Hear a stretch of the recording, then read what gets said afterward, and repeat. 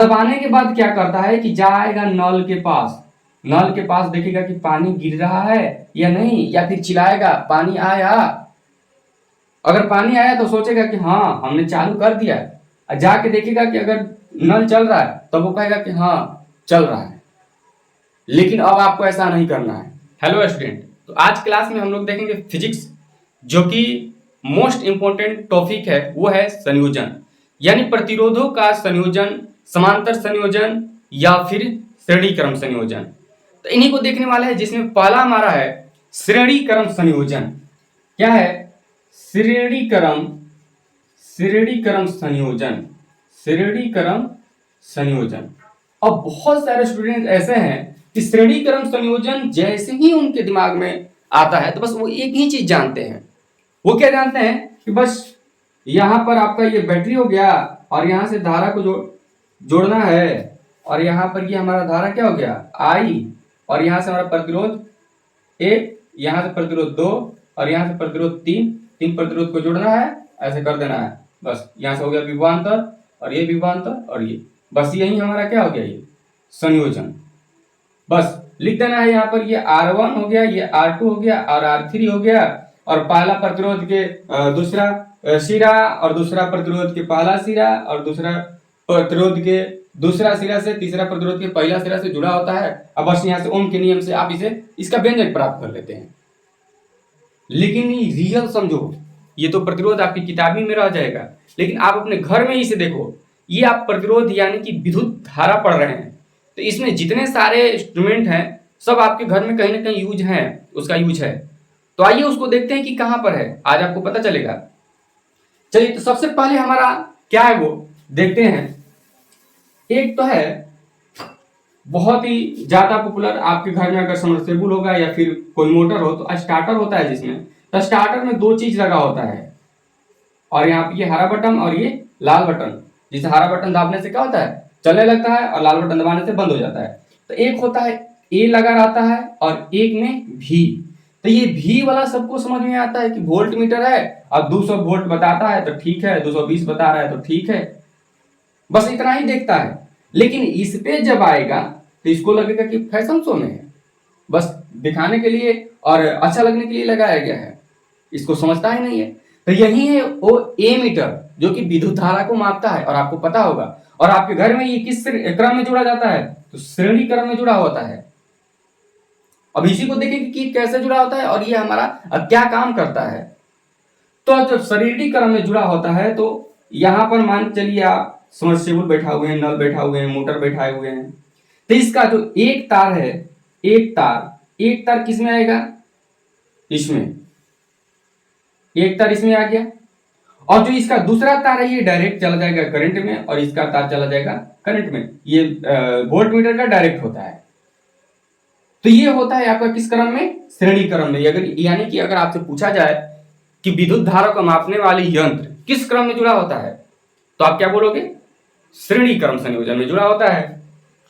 अब ये श्रेणी क्रम संयोजन में क्यों जुड़ता है, वो इसलिए जुड़ता है क्योंकि इसका प्रतिरोध बहुत ही क्या होता है, कम होता है। अगर ये डायरेक्ट समांतर क्रम में जुड़ा तो क्या हो जाएगा, धुआं दे देगा और आप कहोगे उड़ गया।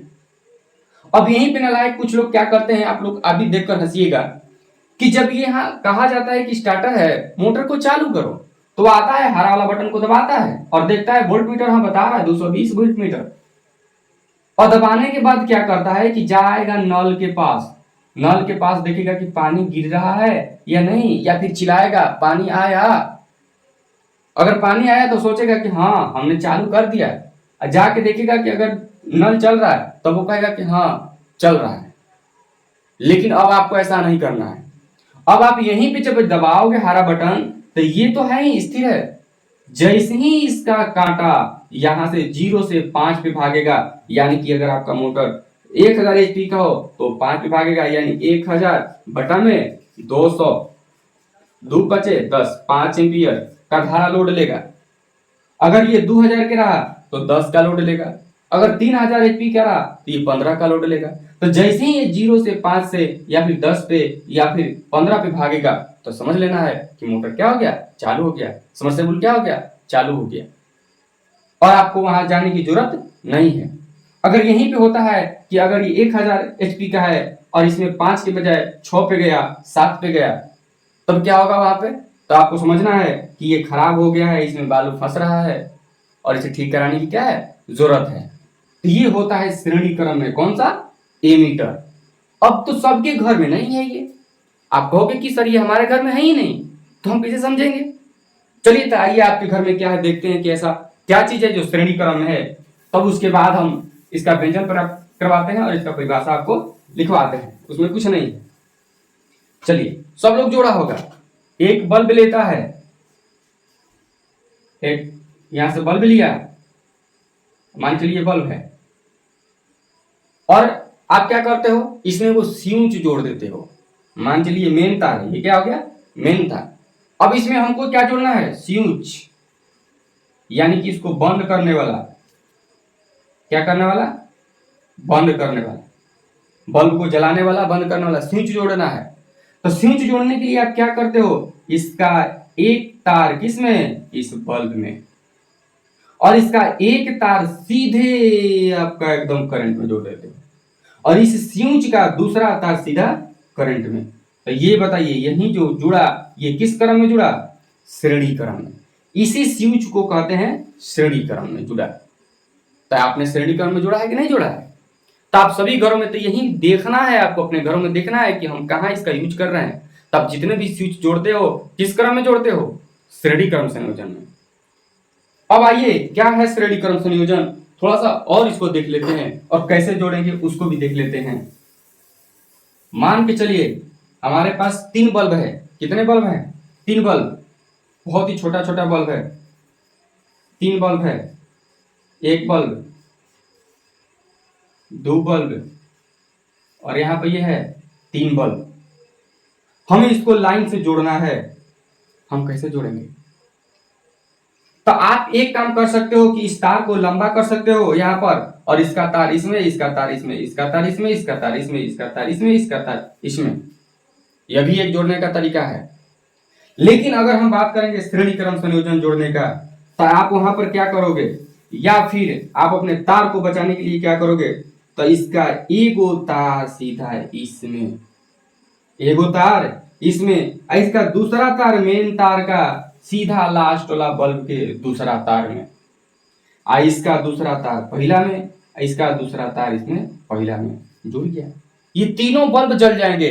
लेकिन इस श्रेणी क्रम का एक नुकसान भी है, और वो नुकसान क्या है कि अगर ही यहाँ लाइन कट गया तो ये तीनों बल्ब बुझ जाएगा। अगर यहां लाइन कटा तो क्या हो गया, इधर सब बुझ गया, क्योंकि इधर से तो गया यहां पर, लेकिन जब ये इधर से धारा दे रहा है तो यहीं पे ये टूटा हुआ है, ना ये जलेगा ना ये जलेगा, सब क्या हो जाएगा, बुझ जाएगा। तो श्रेणी क्रम में अगर कहीं फॉल्ट आएगा तो सारे के सारे बल्ब आपके क्या हो जाएंगे, बुझ जाते हैं। लेकिन अब इसी को आप चाहे तो जब समांतर क्रम में जोड़ोगे तो ये तीनों के तीनों बल्ब नहीं, जो खराब होगा बस वही बल्ब बुझेगा, बाकी सारे बल्ब जलते रहते हैं। तो आपने अभी क्या सीखा, श्रेणी क्रम में हम कितने जोड़ते हैं फिलहाल, एक तो एमीटर हमारा जुड़ रहा है, एकदम कंपलसरी है, उसको आप जोड़ नहीं सकते हो समांतर क्रम में, डायरेक्ट नहीं जोड़ सकते हो, डायरेक्ट जोड़ोगे तो क्या हो जाएगा, उड़ जाएगा, धुआं दे देगा। और आपका स्विच को, जो आप स्विच लगाते हो, इस बल्ब में स्विच लगाते हो, तो स्विच को भी आप डायरेक्ट नहीं जोड़ सकते हो, क्योंकि जैसे ही डायरेक्ट जोड़ोगे इस स्विच को, ये स्विच आप इसका तार इसमें और इसका तार इसमें और इसका डायरेक्ट लाइन में, और यहाँ से एक लाइन में आता है। अगर इसका तार दोनों अगर डायरेक्ट जोड़ दोगे इसमें तो ये क्या हो जाएगा, स्विच उड़ जाएगा। जोड़ के देख लेना। तो इसलिए ये डायरेक्ट नहीं जुड़ता, इस किस क्रम में, श्रेणी क्रम में। ये आपका एमीटर किस क्रम में, श्रेणी क्रम में जोड़ते हो। और घर के भी कुछ तारे जो होते हैं, कुछ बल्ब होते हैं, तो लोग उसे श्रेणी क्रम में कर देते हैं, और एक ही स्विच पे पंखा भी फिट, बल्ब भी फिट, और भी कई सारे चीजों को फिट कर देते हैं। और वहां पे क्या होता है, अगर एक चीज खराब होगा तीनों के तीनों आपका बंद हो जाएगा। तो इसलिए आप चाहें तो अलग अलग करके ही जोड़ना, वही क्या होता है, बेहतर। चलिए तो अब आप समझ गए होंगे कि श्रेणी क्रम अपने घरों में किस तरह से जोड़ते हैं और कैसे जोड़ते हैं। अब आइए उसको परिभाषित कर ले कि हमारा श्रेणी क्रम संयोजन क्या है। तो चलिए लिखिए, सबसे पहले लिखिए श्रेणी क्रम संयोजन। श्रेणी क्रम श्रेणी क्रम संयोजन। चलिए इसको हम लिख देते हैं, आप इसको नोट कर लीजिएगा। अब यहाँ श्रेणी क्रम संयोजन आपका डेफिनेशन है। क्या कह रहा है कि इस प्रकार के संयोजन में पहले, जैसे कि हमने बताया कि पहले प्रतिरोध का दूसरा सिरा दूसरे प्रतिरोध के पहले सिरे से और दूसरा सिरा तीसरे प्रतिरोध के पहले सिरे से जुड़ता है। यह क्रम निरंतर चलता रहता है, ऐसा नहीं कि रुकता है, ऐसा आप आगे बढ़ा सकते हैं। इस क्रम को ही क्या कहते हैं? श्रेणी क्रम संयोजन। और प्रत्येक प्रतिरोध में धारा का मान क्या होता है? श्रेणी क्रम में धारा का मान समान होता है और विभवांतर का मान अलग अलग होता है, यानी हर प्रतिरोध के लिए विभवांतर अलग अलग होगा, धारा का मान समान होगा। इसमें अधिकतम प्रतिरोध को हम ज्ञात कर सकते हैं। चलिए आइए देखते हैं, इसको फिगर बनाते हैं। फिगर बनाने के लिए सबसे पहले सेल को जोड़ेंगे और यहाँ पर ये होगा माइनस पॉइंट, ये हो गया प्लस पॉइंट, यानी कि जो बड़ा वाला होगा वो प्लस रहेगा, जो छोटा वाला होगा वो माइनस रहेगा। इतना आप ध्यान रखिएगा। तो यहाँ पर हमने इसको आगे बढ़ाया, इसको आगे बढ़ाया और ये हो गया। यहाँ पर धारा प्रवाहित हुआ, तो ये धारा क्या रहेगा? हमारा हमेशा समान रहेगा। यहाँ से एक प्रतिरोध, दो प्रतिरोध, तीन प्रतिरोध को हमने जोड़ लिया। अब यहाँ से ये हो गया R1, R2, R3, इसको आगे मान लेंगे। यहाँ पर ये V1, V2, V3,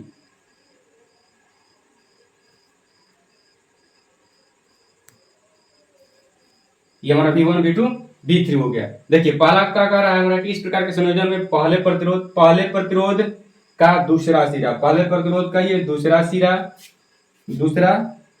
सिरा दूसरे प्रतिरोध के पहले सिरे से, दूसरा प्रतिरोध के पहले सिरे से और दूसरा सिरा जो है तीसरे प्रतिरोध के पहले सिरे से क्या होता है? जुड़ता है। तो यह क्रम निरंतर आगे चलता रहेगा। अगर इसके आगे जोड़ना हो तो क्या कहेंगे? तीसरा प्रतिरोध के दूसरा सिरा चौथा प्रतिरोध के पहला सिरा से जुड़ा रहता है। यही क्या कहलाता है? इसी क्रम को श्रेणी क्रम संयोजन कहते हैं। और प्रत्येक प्रतिरोध में धारा का मान क्या होता है? समान होता है, विभवांतर क्या होता है? अलग अलग। और इसमें हम अधिकतम प्रतिरोध को क्या कर सकते हैं? ज्ञात कर सकते हैं। चलिए तो फटाफट इसका स्क्रीनशॉट ले लीजिए या फिर इसे नोट कर लीजिए। इसके बाद हम आगे देखते हैं, इसको मान करके इसका व्यंजन प्राप्त करते हैं। चलिए तो हमने फिगर को ऊपर बना ली है ताकि हम इधर व्यंजक को अच्छे ढंग से प्राप्त कर सके। तो यहाँ पर हमने मान लिया है क्या कि यहाँ पर R1 माना कि R1, R2, R3 जोड़कर संयोजन सिरों पर भी विद्युत वाहक बल और नगण्य आंतरिक प्रतिरोध, यानी कि आंतरिक प्रतिरोध नगण्य हो वैसा हम क्या करते हैं? बैटरी जोड़ते हैं, यानी कि इसमें क्या हो? नगण्य प्रतिरोध हो। तो ऐसा बैटरी जोड़ दी जाती है। तो उसके बाद हम ओम के नियम से चलेंगे। किसके नियम से? ओम के नियम से। ओम के नियम क्या कहता है? तो कहता है कि V बराबर IR। तो इस हिसाब से पहले प्रतिरोध के लिए हमारा क्या हो जाएगा? पहले प्रतिरोध के लिए V1 बराबर तो क्या हो जाए? धारा हमारा क्या है? हर प्रतिरोध के लिए समान है, तो IR1 तथा दूसरे प्रतिरोध के लिए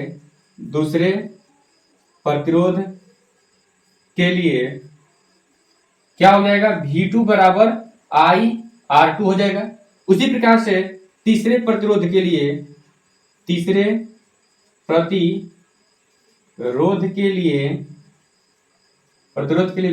बराबर क्या हो जाएगा? IR3। तो यदि कुल विभवांतर V हो तो V बराबर V1 plus V2 plus V3। तीसरे प्रतिरोध के लिए इतना। तो यदि कुल विभवांतर V हो तो V बराबर क्या हो जाएगा? V1 प्लस V2 बराबर V3। तो यहाँ पर V बराबर क्या है? V1 का मान कितना है? IR1 plus V2 IR2 plus V3 IR3। अब इसके आगे नीचे लिखेंगे I को IR, यहाँ पर I शब्द में है तो कोमा ले लेंगे। I यहाँ पर क्या होगा? R1 plus R2 plus R3। तो यहाँ पर ये I से I क्या हो जाएगा? कैंसिल। तो R बराबर क्या बचेगा? R1 plus R2 plus R3। यही है तुल्य प्रतिरोध। और इसी पे क्या निकलेगा? अधिकतम प्रतिरोध निकल जाएगा। आप इसे चाहें तो और प्रतिरोध जितना जुड़ा रहेगा उधर ये क्या रहेगा? कंटिन्यू रहेगा। तो ये पूरा हुआ हमारा क्या? श्रेणी क्रम संयोजन। तो कल के क्लास में हम लोग देख लेंगे क्या? समांतर क्रम संयोजन।